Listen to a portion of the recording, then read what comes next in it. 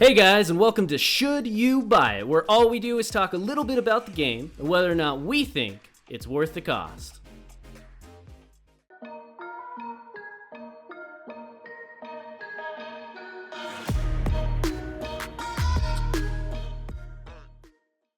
In this episode, we'll be playing Call of Duty Black Ops Cold War, the new installment to the beloved first-person shooter series, where your goal is to slay zombies, rank up in multiplayer, and prestige your way through the ranks on your way to becoming the top squeaker?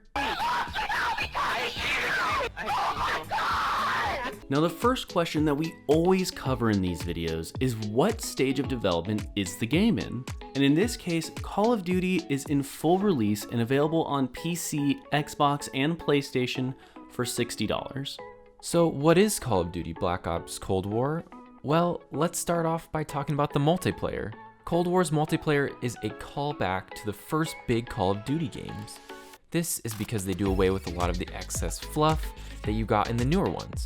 You don't have an exosuit, you don't have crazy grappling hooks, you can't wall ride, and you don't have any crazy weapons like the previous Black Ops.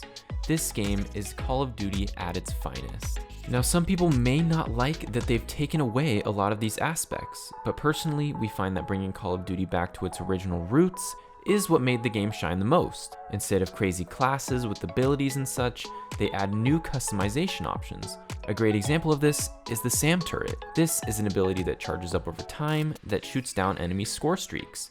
Of course, they all have other options like landmines or microphones that make a small area of radar, but overall we found this to be a nice, pleasing addition to the game. So the guns in Cold War, though, feel either really good or really bad. First off, there's about 3 to 4 guns that everyone uses because they are distinctly the best in their class. So for the submachine guns as an example, the MP5 right now is just tearing through players at the moment.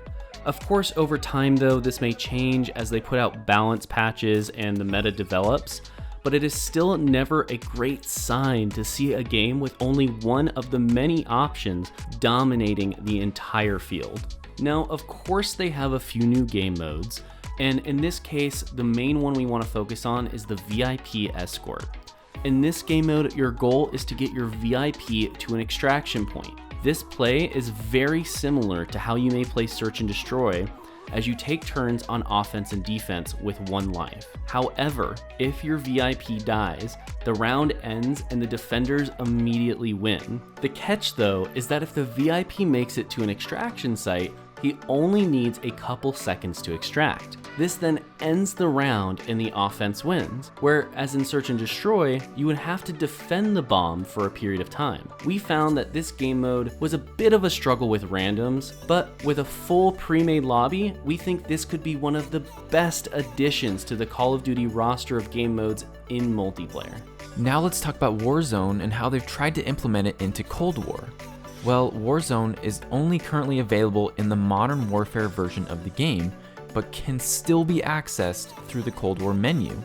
Rather than including a brand new version of Warzone, or Blackout as it was referred to in Call of Duty Black Ops 4, they have decided to just redirect players to the Modern Warfare version of the game. They did, however, add a new team-based game mode called Dirty Bomb that feels similar to Warzone. You're placed in a squad of 4 players, and your goal is to collect uranium scattered across the map and transport it with your team to corresponding bomb locations in the area. If your team successfully delivers enough uranium to fuse the bomb, you're awarded points, and the winners are the first team to score a certain amount of points. Hopefully, a new version of Warzone will be introduced in the coming months, but since Modern Warfare did not include it on launch, we did not expect a brand new Battle Royale edition to be included with this game on launch. So, if you are looking at this game just for the Warzone, let me just tell you right now, probably don't buy it yet, just keep on playing the one that's included with Modern Warfare. Alrighty, so let's talk about the zombies for just a moment. Let's start off just by saying that the zombies here are pretty much the same as every other Call of Duty game. You spawn in, shoot zombies, rounds go up, things get harder, and you collect new weapons along the way, etc, etc. However, they have added a few differences that we really enjoyed. First off, the fact that you can spawn in with any weapon you have unlocked is absolutely amazing and a huge plus for us. One of the most frustrating things about zombies in every Call of Duty is the fact that you always had to start out with some crummy weapon, but this time around you can bring in your own modded out gun and upgrade it along the way. Now, when I say upgraded, I don't just mean pack-a-punch. We mean upgrading of the rarity. In the new Zombies game mode, you can find different rarities from common all the way up to legendary. In total, there are 5 different rarities available, and each one will increase your damage progressively on the weapon, all the way up to quite staggering amounts. A great example of this is, say each bullet on a tier 1 weapon might do 60 or so damage. But at tier 5, you would be doing 130 or even more with that same gun. Not to mention that this stacks with your Pack-a-Punch. So if a Pack-a-Punch tier 1 did 200 damage, a Pack-a-Punch legendary might do 400 damage. Now, there's a lot more to explore in the zombies, but let's just take a moment to talk about the new crossover system between multiplayer and zombies as well. So in Cold War, they have implemented a cross-leveling system between zombies and multiplayer. This means if you gain a level in zombies, you will also gain that same level in multiplayer and vice versa. This was really nice, as some weapons are much better in zombies than in multiplayer, or are really bad until you get the attachments. This encouraged us to use weapons we wanted to unlock more attachments for in multiplayer so that we could use them in zombies. Finally, I won't spoil anything, but I'll just say the Easter egg wasn't that exciting or complex and resulted in it not being all that fun to do for us. And lastly, we're going to talk about the campaign for a second, and from what we've played of it, the characters and the story are actually pretty enjoyable. It still feels like a dressed up shooting gallery in the sense that the moment to moment gameplay still resembles a shoot all the bad guys in the windows vibe, but there are plenty of intense missions and lots of explosions and hostage situations. So overall, we had a good time while we were immersed in the Cold War campaign. It doesn't offer the same level of story as, say, the Black Ops 1 campaign,